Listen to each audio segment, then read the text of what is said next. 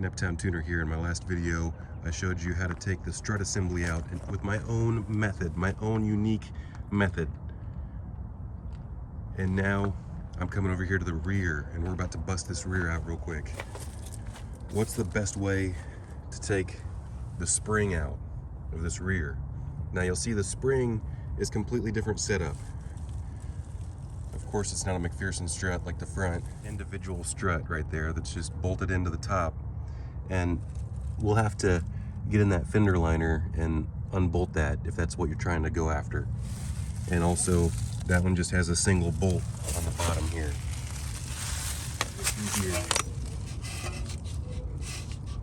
It's got a cap on it. But in this video, we're just showing how to get the spring out as if you were doing lowering springs. And you see I've already got that tool installed there. First I slid the middle part in, and then I slid the slide on anchor and then spiraled it all the way flush, and then I threw the top on and then started the threads. So I cut that much off the tool to make it easier on me. We're a 19mm. I got my 3/8 shallow socket just so I can have max clearance, because there is a little grommet down there. So even though I've got my stubby impact, I don't know if I'm going to be able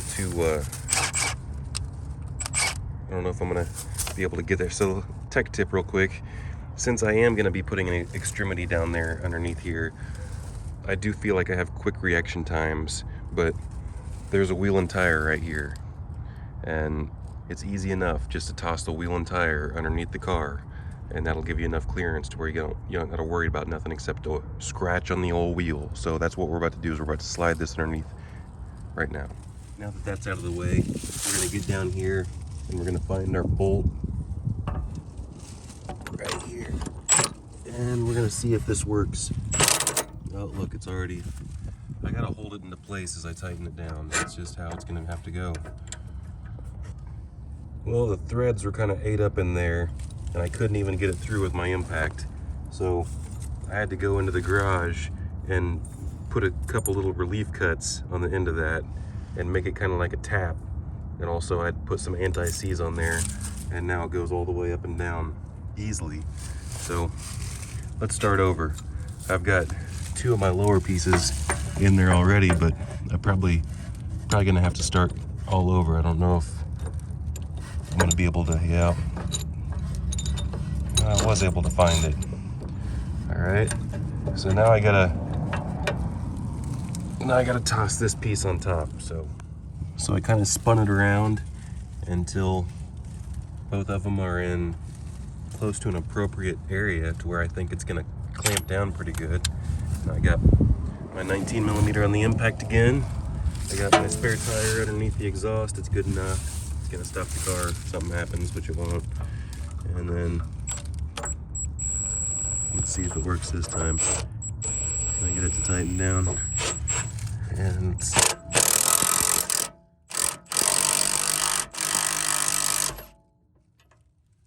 of went sideways on me.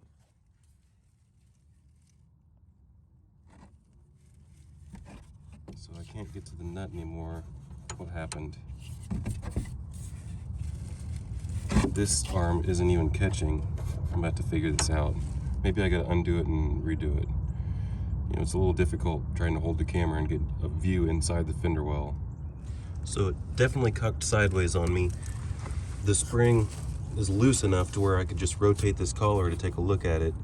And I'm going to attempt to take this bar right here that I just got from my jack, and I'm going to attempt to rotate this a little bit more into place if I can. I don't think I'm going to be able to position it in that hole anymore, so that's something to pay attention to.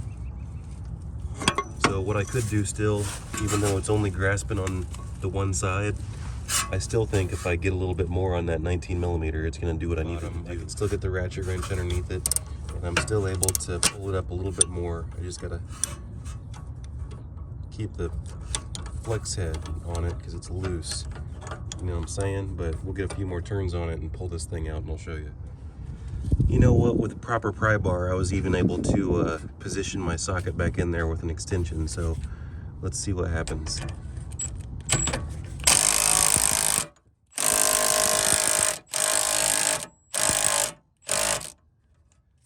That should be about enough. That should... Now maybe my socket's stuck. How about that?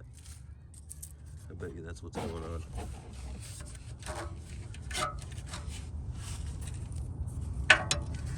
Well, here's my other predicament. Even though I trimmed that bolt, it's hitting on the top spring now.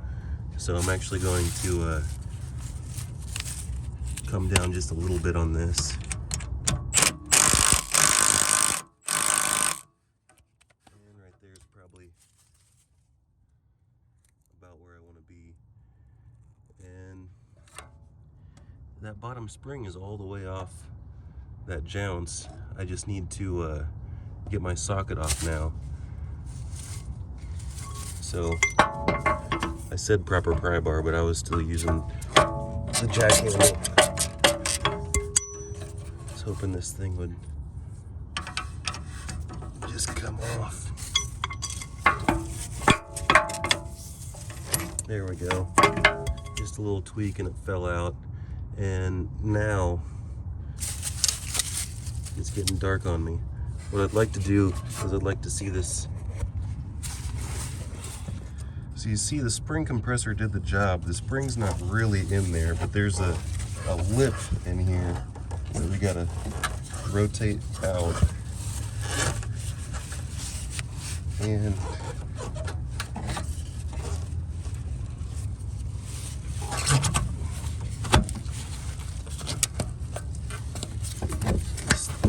just come right out like so, since that spring is collapsed.